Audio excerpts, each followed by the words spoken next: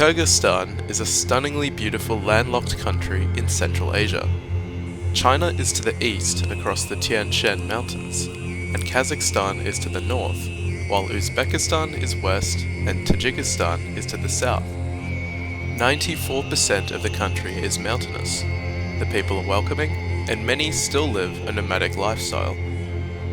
We entered overland to Karakol and drove to the red rock formations of Jety Oguz. From there, we walked up the Telety Valley, then over the Telety Pass at 3,800 meters. After checking out the snout of a glacier, we climbed to Ala Kul, an alpine lake, then over another pass, and then down to Altyn Arashan.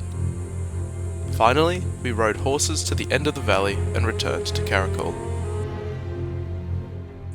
Our Russian-made transport vehicle carried us and our crew across rocky trails to the starting point of our trek.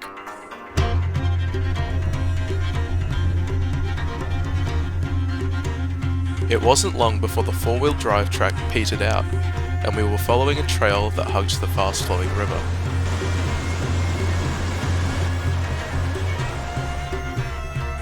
We passed small settlements where families grew crops and herded cattle and horses.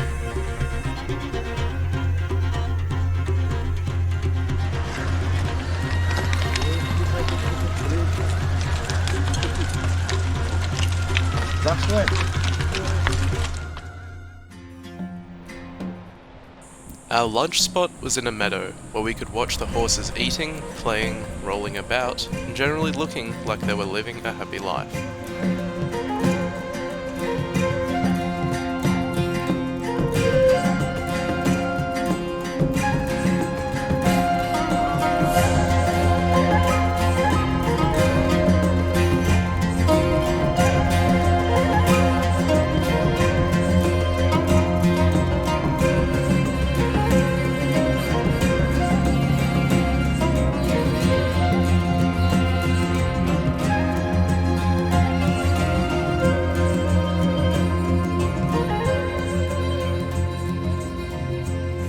Although clouds hugged the mountains with the threat of rain, we were fortunate. Usually, mountain weather is clear in the mornings, and it can often rain in the afternoon. It was easy walking, with only a slight incline.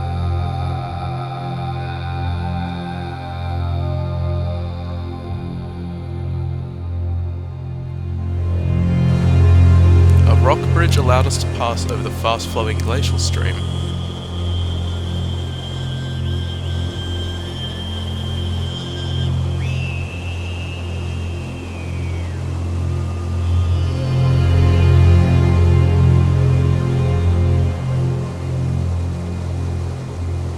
And we soon arrived at our campsite at the end of the valley, with our tents already set up and Boris Yeltsin Peak just a few kilometers away.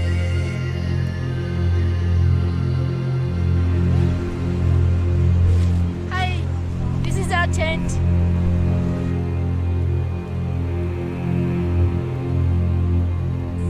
Our dinner was delicious noodle soup with vegetables. Next morning, the weather was great, and we commenced our climb to Telety Pass. Looking back down to the valley, we could see where we had come through the day before, and ahead of us was a side stream that showed the way up.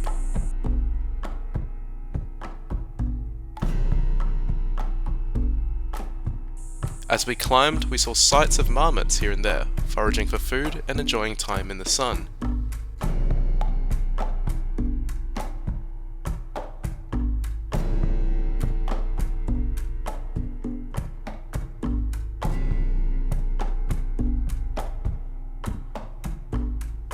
At this altitude, there are no trees, just low vegetation.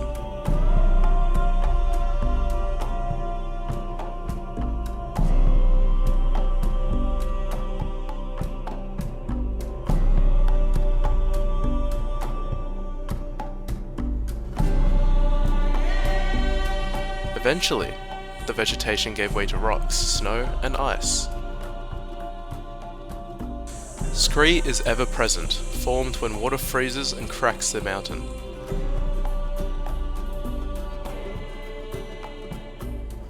The air is cool, and while the walk is strenuous, the views are amazing all the way to the top of the pass.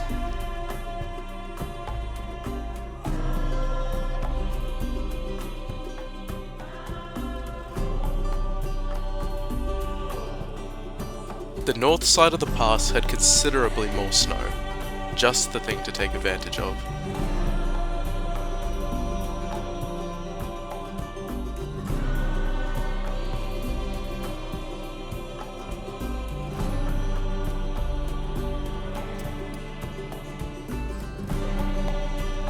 The descent took us from scree to low vegetation and fat little marmots. Clear streams showed us the way down into the valley. There is something very enjoyable about glacial streams in the mountains, and the clear, fast-flowing water. We made several crossings on the way down, sometimes going from rock to rock, and other times wading across barefoot.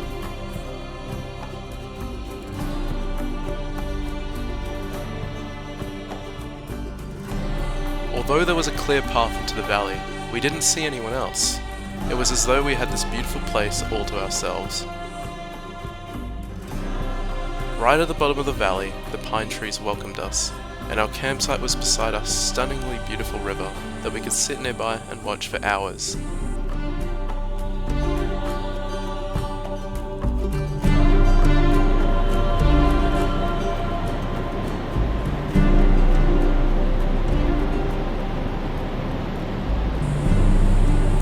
Our crew set up a fire that kept us warm into the night.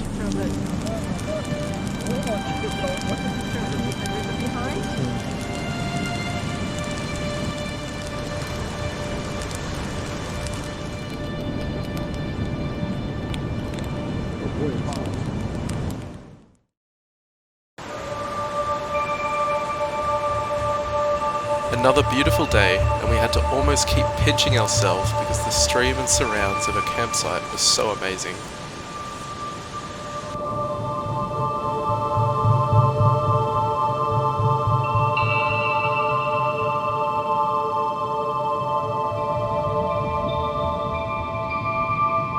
Following the stream upwards, there were more rock falls and isolated pools of snowmelt.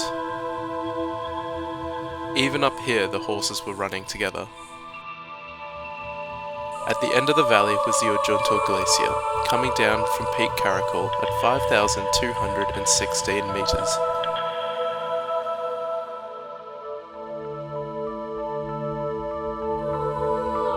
Retracing our steps involved navigating the rocky paths and scree falls again, until after the meadows, the trees began to reappear. We found ourselves walking through a landscape that constantly amazed us in every direction that we looked. Some people call Kyrgyzstan the Switzerland of Central Asia, and it's easy to see why.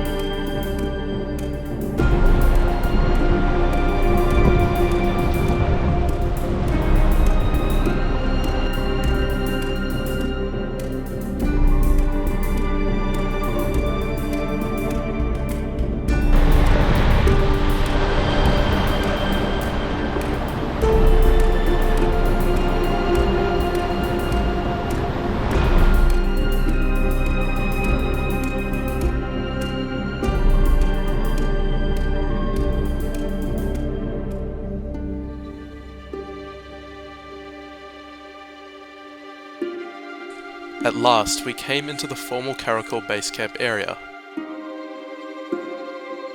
and after dropping off our packs, we stretched out in the grass and relaxed, enjoying the view.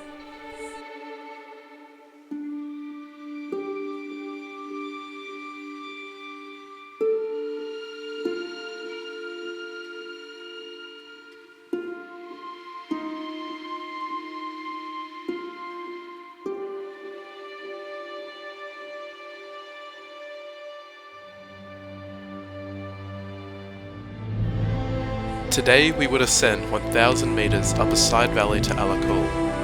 The blue alpine lake is just stunning, located at 3,500 meters and surrounded by majestic mountains. In the Kyrgyz language, Kul means lake, so the actual name of the lake is Ala.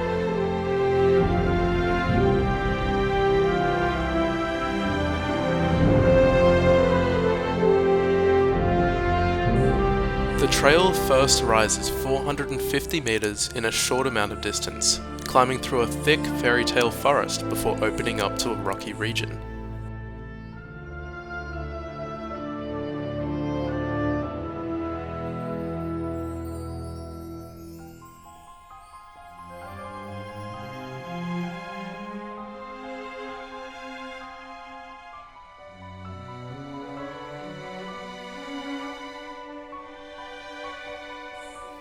After passing through a meadow and reasonably flat area, we came to a small wooden hut where we stopped for lunch, enjoying the cascading stream just next to the trail.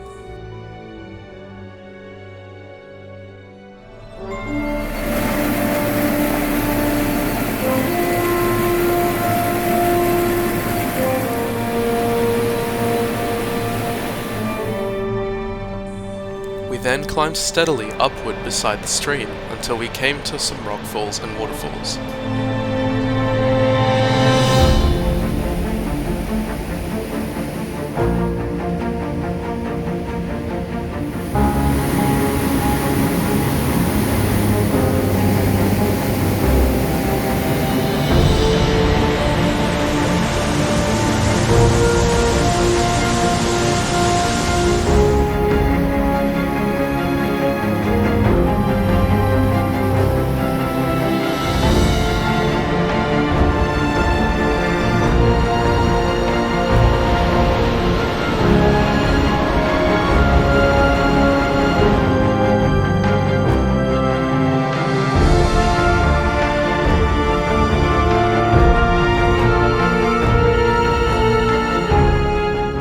After a long climb, we peeked over the edge and saw the blue corner of AlaKul, an alpine lake nestled in between rugged mountains.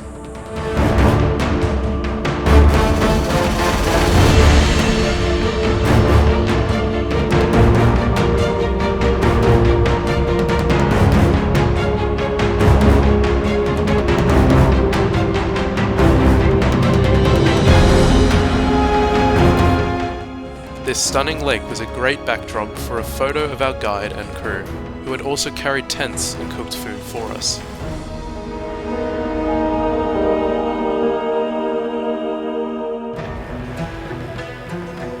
With no trees or other sense of scale, it's difficult to judge size and distances.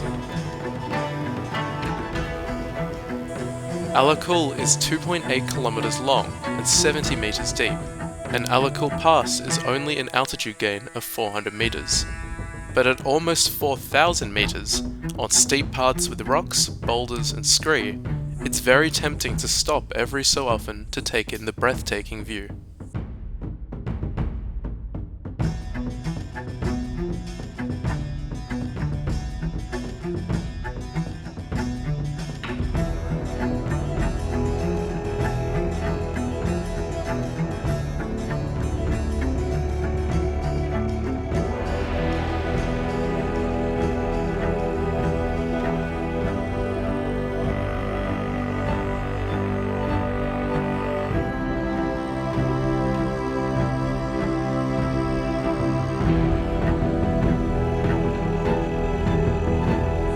From the top of the pass, the slope drops down precipitously.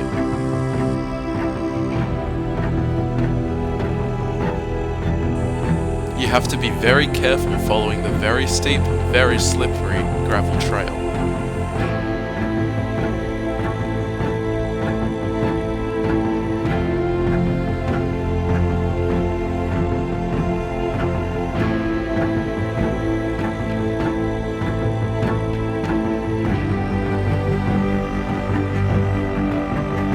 A small settlement of yurts marks the end of the horse ride for people climbing to view the lake from this side of the pass.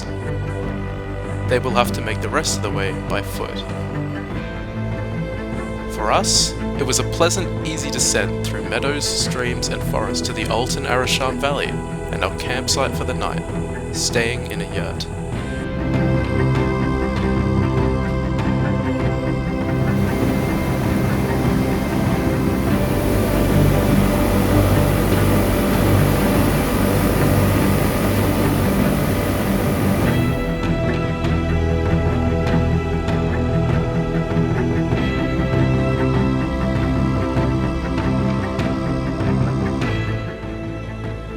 The opening in the center of the roof of a yurt is the symbol for the center of the Kyrgyz flag, which consists of a yellow sun with 40 rays, each symbolizing one of the 40 tribes united under Manus to fight against the Mongols.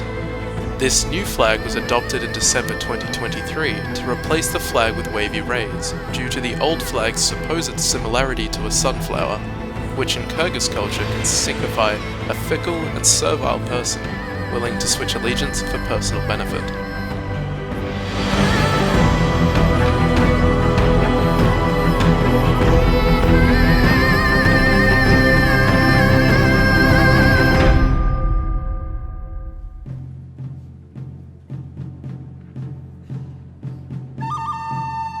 Our final day of the trek was a horse ride to the trailhead.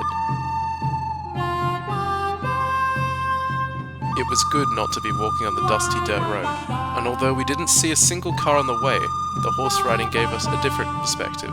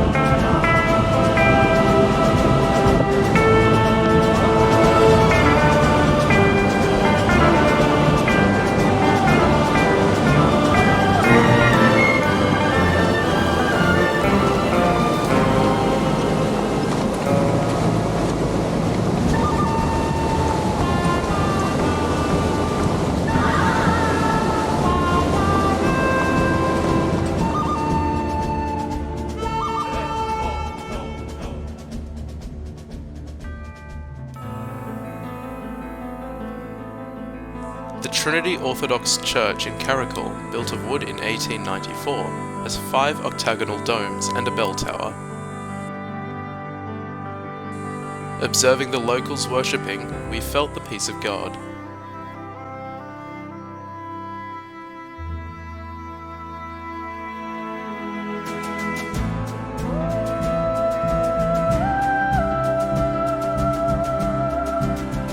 Nearby is the Dungan Mosque, built in pre-Islamic architectural style without a single nail in 1910 by Chinese Muslims who had fled persecution in the 1880s.